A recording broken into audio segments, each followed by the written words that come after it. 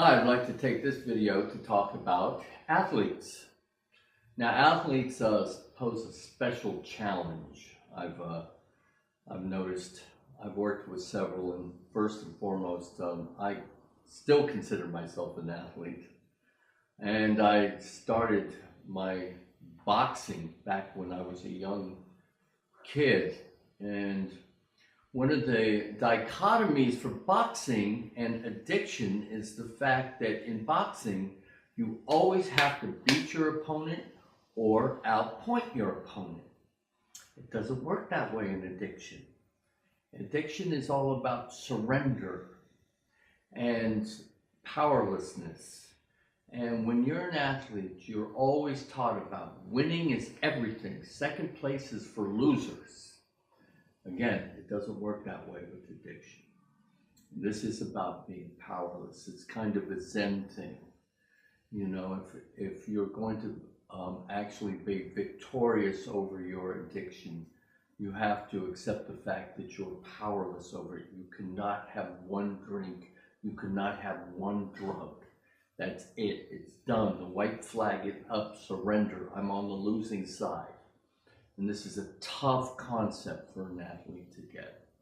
Another problem is that so many of them that have on a high level have been told over the years how special they are. And they've been treated differently than everybody else. They've been given certain things that most people don't get. So they actually believe this, that they're special. And when it comes to this, your addiction doesn't give a shit who you are or what you are. You're just another junkie on the bus. That's what your disease thinks of you. So you're not special, and you have to do everything that anybody else has done in order to stay sober. So that is a challenge right there. People, they think they're above it, or that they don't have to do what other people have done. And it's just not true.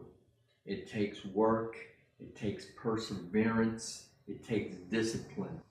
Now, another problem is that athletes are in great shape. Hey, I'm running up and down the court all day, I'm boxing 10 rounds. How the hell can I be a junkie? How can I be an alcoholic? But what you'll hear many people say if you're around sober people is, it ain't the drinking, it's the thinking. And that's what gets us in, the thinking. Okay, so again, it comes down to acceptance of the fact. Yeah, you can run up and down the court, you can be in great shape, but if you take a drink and you can't stop, or you take a drug and you can't stop, well, then you know you're an alcoholic, you're an addict.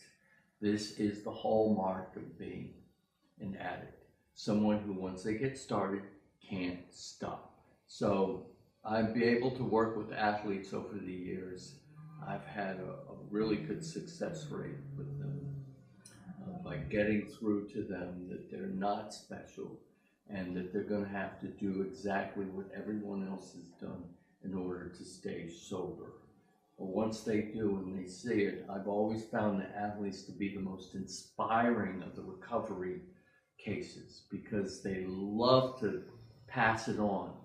Most athletes are team players, and they understand the virtues and the benefits of passing on what you have.